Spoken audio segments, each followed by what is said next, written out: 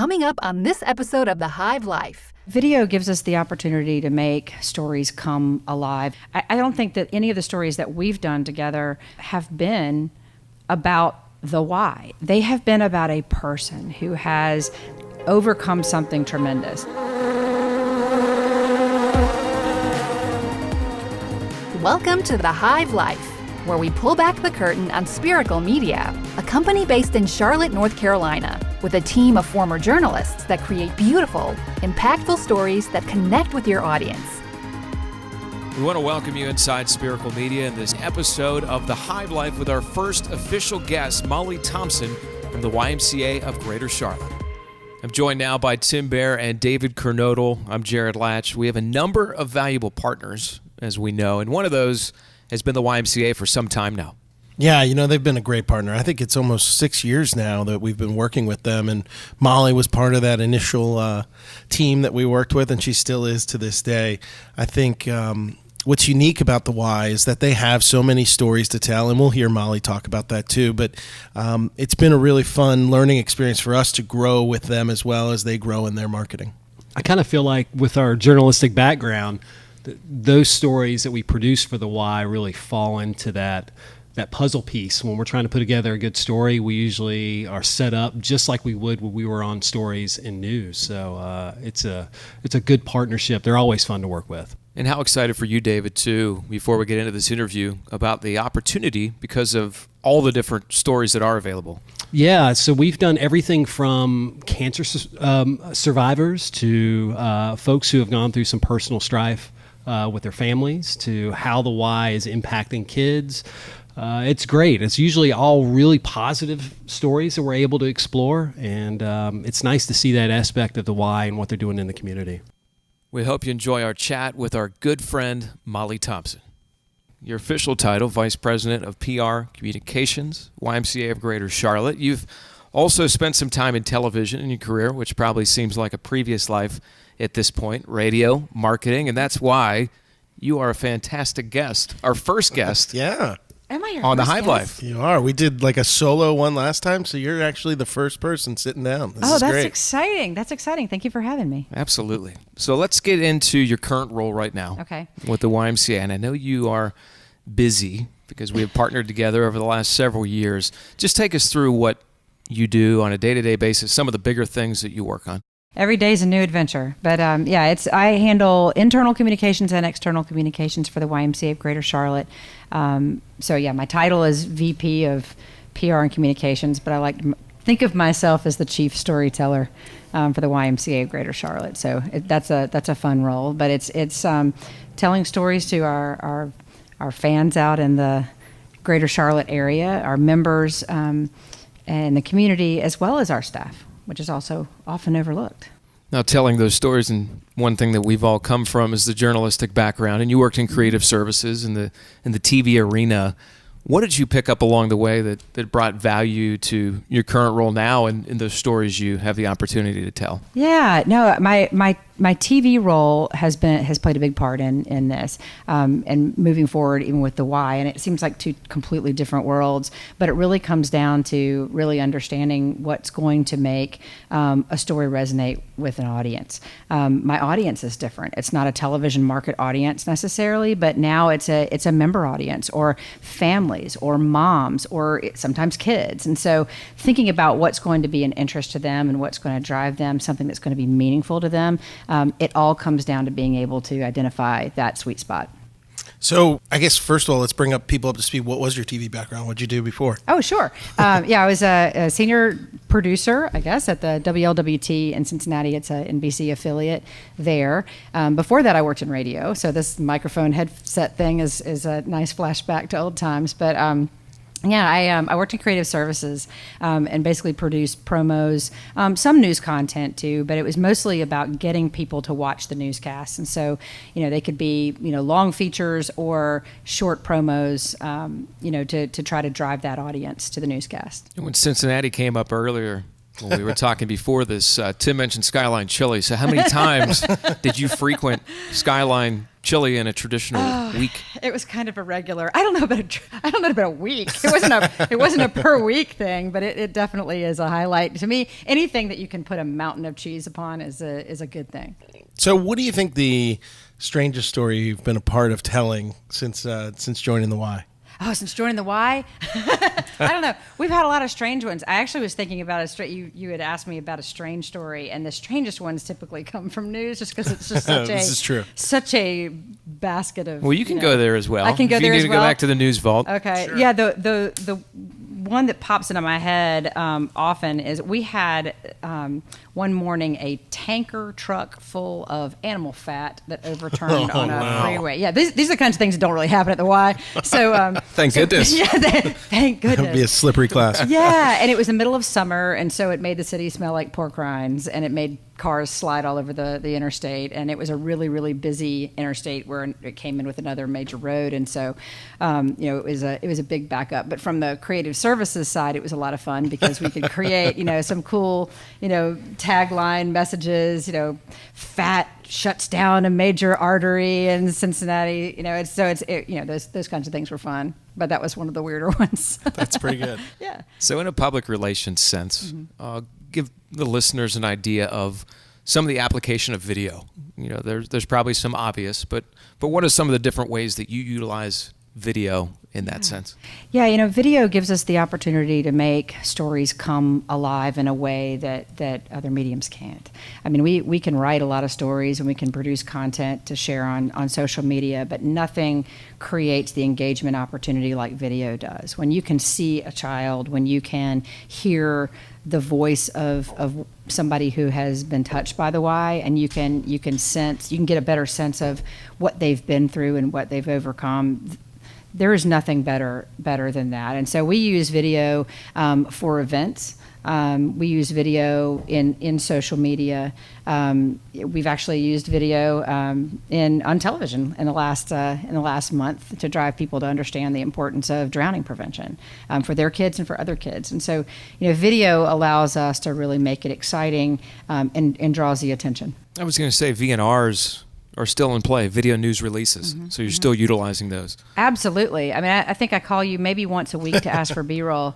For a time there, yeah, there was a stretch. For a time there, I was thinking, oh, they're going to kill me if I ask for B-roll one more time. But no, just having that as background. And actually, we're starting to incorporate that video into presentations. I mean, nothing makes a PowerPoint presentation come alive by having video in it. And so it may not necessarily be, a 2-minute story like we've done a bunch of those, but also just having video playing in the background on screen as somebody is talking about, a program like Level Up that we work with teens and cops and, try to decrease crime in high crime areas. Nothing comes alive like seeing a teen and a cop playing basketball together while you're talking about the value of the program. So we try to incorporate that into a lot more than just showing, on a screen. Yeah, and for the PR people that are out there that are thinking about doing video, they haven't done it before. What's the process like for you, and how has that changed over the years, I guess?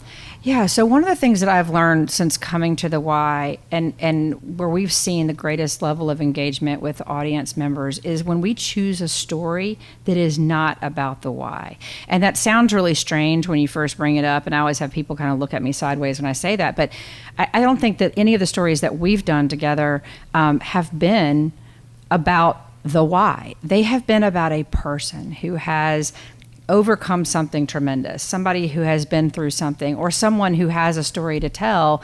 And the Y serves as this great backdrop and it positions the Y as the organization that supported or made this happen, which is so much better than us describing a program or even showing video of a bunch of kids in a pool. That's what's important to me from a PR side is really, it's not about you. The ones that are best for you are typically not the ones that are actually about your organization. And that's a great point, because we talk about that all the time, that the brand is the subtlety or the subtle part of the story. and it's about the story and about the characters in a producing sense. And you are a talented producer because we've worked together on several things, and you get it. So it's nice when somebody gets it. But when you go to look for that story, what's your first step that you're looking to evaluate or your go-to? Yeah, some of it is just the comfort level of the person we're interviewing. I want to make sure that we don't overstep our boundaries and put them in a position that would make them feel uncomfortable. But typically, I'll call people first and just have a little bit of an interview over the phone or meet them for coffee and just find out a little bit about it. And a lot of times, something will come up that we didn't anticipate. So that process, I mean, to start really cultivating the story and understanding what we're after before we start shooting is critical. You know, I know we always talk about, you know, length and how we're gonna use it. That's the other piece. Is I get so many requests inside of our office for video, and a lot of times the first question I have is, well, how do you see us using this video? And that part hasn't been thought out. And audiences may be different. You may want something shorter and faster on social media. You may have a presentation, or you have a group of people, or you're going to be showing it on an iPad one-on-one with people who we're going to be talking to about a financial contribution. And so understanding who it's for and why we're going to use it and how we're going to use it is the next step in that process. And then, of course, finding the best team to work with, which you guys, I mean, Spiracle Media has been like our right arm. I mean, I think day one, I was thinking about this the other day, Tim, because a picture came up on my Facebook page. I know where you're going. Of our very first day together. Yeah. And we gave you a name tag. I still have it. Do you? Yes. That makes me so happy. We need to get the rest of you one. But yeah, we gave you a YMCA name tag, and basically we said, you know, you're part of the team today. And I think, you know, we did that on that day, but I think it really, that was forever with us, because, you know, that name tag, you guys ended up being a part of the Y, and every time you come out, it's clear that you guys also have our best interests at heart, and that you're also not going to ask a question or put somebody in a position that would make the Y look bad. I mean, I think you also see yourselves as an extension of us, which is really important, really, really important, because I haven't always had that. And that event, and thank you so much, because we feel the same way. But at that event, there was a pretty high-profile individual that was in your presence. I know. I looked like a midget next to Michael Jordan, holding a microphone up to him, trying to get an interview real quick. Yeah, that was an exciting day. I mean, that day, Michael Jordan went around with the YMCA and presented scholarships to kids who likely wouldn't go to college without help. And so that was a really great start for us, and it was an exciting moment.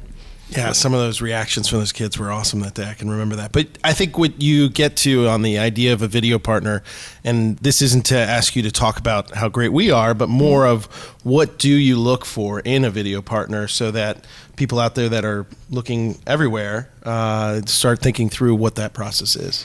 Yeah, I mean, number one is quality. I mean, I have worked with more expensive and less expensive and seen not as great quality on either side. And so I think that expense aside, really it comes down to the quality of the video. And it's not just the quality of the shots. And David's a master. I mean, I have seen very few that are as good at directing photography as David, but also being able to understand what we're trying to get after as far as the storytelling, because oftentimes, you know, we'll go out and we'll shoot something, and in back in the day, I used to have to get, you know, raw footage with time code and look through and choose shots and choose quotes and, you know, voiceovers, and we'd set something up. And you guys, I mean, you guys take it and run, which is great. I mean, you know what we're after. You're excellent storytellers yourselves, and so you know, there may be some tweaks here and there, but generally, when I see a first draft, it's pretty close to being a final, which is helpful for us. It takes the load off of me. So, talking aside from that partnership, and that's the way we hope it works, and I'm glad it does work that way. It does. In terms of video, in a general sense, it could be as you apply it to the future of the YMCA, or just in general, where do you see things going in the way that content is going to be utilized? Gosh, you know, it's interesting because I work with a lot of reporters, I work with TV reporters, I work with television reporters, radio. They're all using video. I mean, every newspaper reporter now is going to show up with a camera and say, "Hey, can I get a soundbite with you real quick after this interview?" And at first, it took me aback, but I think that's where it's going. People are getting news and information so fast now. If you're able to attach video to it in any medium, whether it's social media or, like I said, I mean, to have video available on your phone. If I have, you talk about the elevator speech. What about the elevator video? If I've got a guy in an elevator and he wants to know about the why. Maybe I don't have to have an elevator speech prepared. Maybe I just need to make sure I have a cell phone. That's not a bad idea. Yeah, That's pretty good. I might actually start doing that. You mentioned it about price and playing in that world. Is there ever a point that you guys would compromise on quality for price, and how does that factor into the equation, I guess, when you're making decisions? Yeah, and I guess the short answer is no. And for a nonprofit to say that, I mean, I think that's important for other nonprofit PR professionals, because a lot of times nonprofits we're trying to do more with less. But you can't sacrifice quality. And for the YMCA, I mean, we run like a business, and our brand is important, and it needs to shine so really. To look at this as an investment and not as a purchase, you can't sacrifice quality. Yeah, we've worked on some powerful and beautiful pieces and campaigns. Is there one that sticks out in your mind? It's a hard question. There's so many. I mean, we're awash with stories, so it's just fantastic. But I guess the one that comes to mind first is Adia Strange. Adia was a child who grew up going to the McCrory YMCA, and Adia was sexually abused by a family member that lived in her home. And even, as a teenager, she thought about ending her own life because things were just so confusing and difficult for her.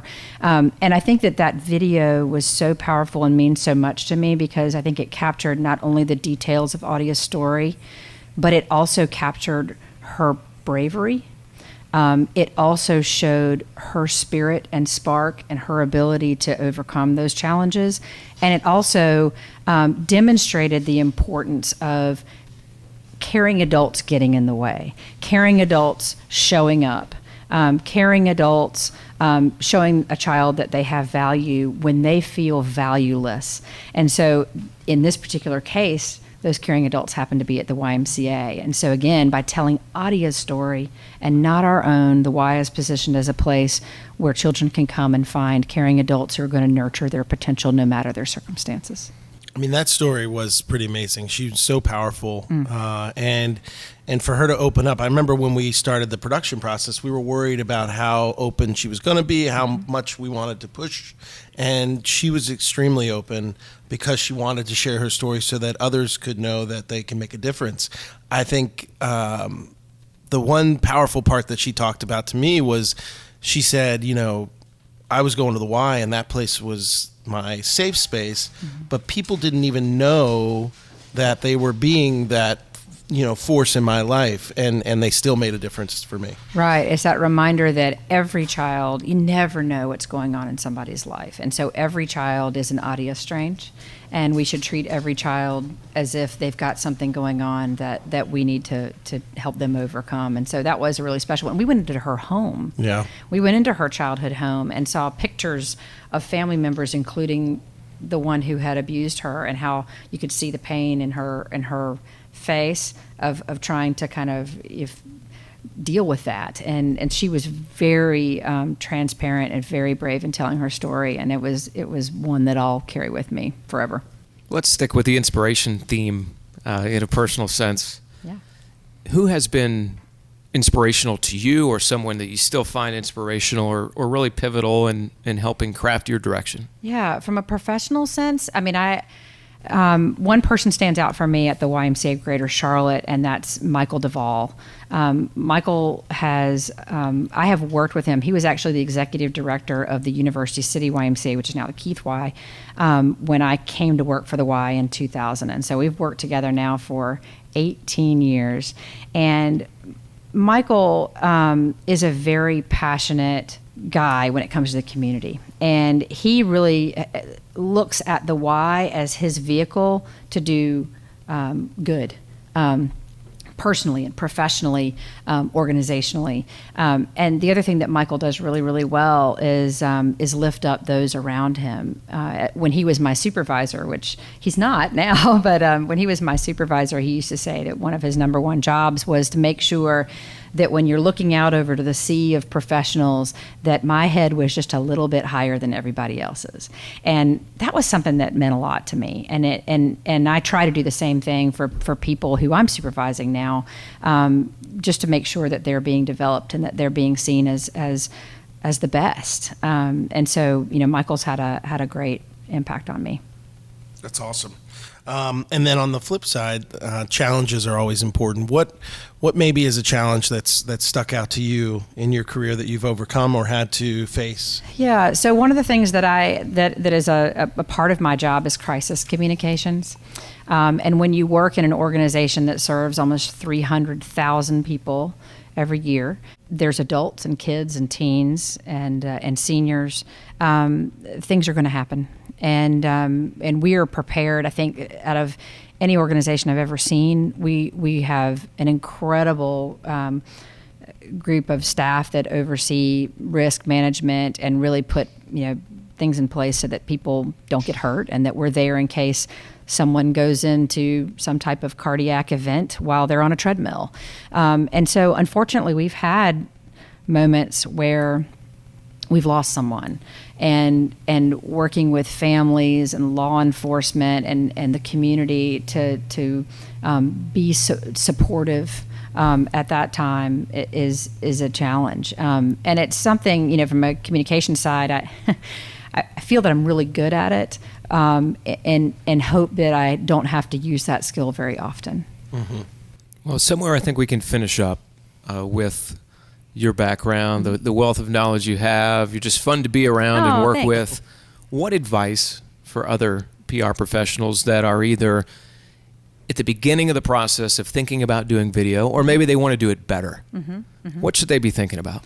Well, first, it's lift your head up every now and then. I think that you kind of work and your head down and you're in the middle of stuff. And I mean, at a YMCA, all of our professionals are working. They're running and gunning all the time, and they forget to look up and acknowledge the good stuff. And so as someone is thinking about adding video to their portfolio of work, to their assets, to look up and take stock of what's around you and be intentional about going out and talking to people that you're working with. Because oftentimes I'm not aware of the stories that are happening at a branch, that's a 15-minute drive from me. But I'll call people who do and say, do you know a story happening around, this theme? Or what have you heard lately? Or, have you had a mission moment? We like to call them mission moments at the Y, that you could share with me. And will you walk arm in arm with me as we go to this person and ask them if they'd be willing to be on video so that they're comfortable? But, video, it makes your stories come alive. But the first thing is to look up enough to notice them. Well, Molly, we really appreciate your time for coming by, a relationship, partnership, the fantastic and important work that you do with the YMCA, which is really a centerpiece of this community. So thanks for stopping by. Thank you. Thanks for being our right arm. So back here in Spiracle headquarters, it was a great time getting to catch up with Molly Thompson. She's just such a genuine, great person and a great partner. As we get toward the end of this episode, I think we want to talk a little bit about, what goes into the planning process. How do we schedule or shoot a shoot, and what do we do with that? And I think, Dave, you've got the best insight in, how do we approach that? We usually stack our days right early in the morning. We get there on site, kind of get a lay of the land. And then shortly after that, we sit down and facilitate some interviews. And those are really the opportunities for us to flesh out that story and get a good grasp of what B-roll and support materials we're going to need later on that day. So usually our mornings are stacked, maybe a couple hours of doing interviews. we take a little break, regroup, get the team all with a good mindset to work hard and capture some good B-roll. And that's usually how we end our day, is with that B-roll. And shortly thereafter, if we're needing like pictures or if we're needing some graphical elements, those are things that we usually discuss right after that shoot, anything that we may be missing. I think one thing that stood out to me in the conversation on the storytelling piece Molly talked about with the YMCA, a lot of times the story is not about the YMCA or indirectly about them. I know that a lot of the examples that we draw inspiration for are like that, where there's just a subtle mention of the brand. Yeah, that's one of the things that I really like about those stories, is not beating you over the head with all this marketing jargon and sales pitchy. It's really about those people that are involved with the Y and the impact that they're making in the community. What, we heard Molly talk about a story that stood out to her. What about you, as far as if you think back on stories you've had a chance to do with the Y, and what stood out and why did it? Yeah, no pun intended. There's so many, but I think there was a cancer survivor, and talking with her and how she is able to balance fighting cancer, being a breast cancer survivor, being a good mother and a good wife. All those things were really emotional during the interview process, and we had a lot of good support material to help tell that story. She's a hard worker at the gym, and the YMCA really helped her kind of get through that recovery process to where she is back to full power, maybe even better than she was before the cancer. And those are one of those great stories that I like to capture, especially with the YMCA. The one I think back to that you and I were on early on was the Miracle League piece. Because it was one of those things that I had heard of the Miracle League, and I knew what it was. But showing up there, not knowing exactly what we were going to get, I still get a little teary-eyed. I am right now thinking of those kids and how happy they were to be, in a situation where they were just like every other kid playing baseball. And it was really cool. And I thought some of the shots that you were able to capture, running along with the kids as they were running the bases, and some of that perspective stuff was really, really powerful. And I think they still use that video to this day, and it's 4+ years old. I think that was one of my favorites. It's funny because those shoots are on a Saturday, and I don't know if anybody gets excited about having to work early Saturday morning. But it's funny, like after like your first 30 minutes, you've done some interviews and you're doing the B-roll, you end up being in the outfield with these kids and these volunteers, and you're fist bumping, you're high-fiving, and you just have this smile on your face. So instead of just being there for maybe an hour or two like you're supposed to, you end up staying for like 4 hours, probably long past your welcome, but you have such a great time. Yeah, that's a great story. I don't always think about that one, but you're right. We've given these storytelling examples, but I think a part of the wealth of opportunity with the YMCA and pushing their messaging, you think about the simple campaigns of drowning prevention and things like that. For us, we always speak to video with a purpose. And what we have the opportunity to do is share some really powerful messages that really affect people's lives. Yeah, and I think also the YMCA in Charlotte is a unique organization as Ys go. When I think of the Y over the rest of the country, I never nearly, had as quite a relationship as I have since I've been in Charlotte. And it's a powerful organization here, and it's doing a lot of great things for the community. And so that's also a plus in this whole relationship for us, is that, we're working with a partner that really is helping people out and really making a change in the city of Charlotte. That's going to close things out. On behalf of the whole Spiracle team, we encourage you to be creative and prepared. We'll see you next time on the Hive Life. You've been listening to The Hive Life, brought to you by Spiracle Media. Always remember, you can visit spiraclebuzz.com or follow us at Spiracle Media on Instagram, Twitter, Facebook, or LinkedIn. We'll see you next time on The Hive Life.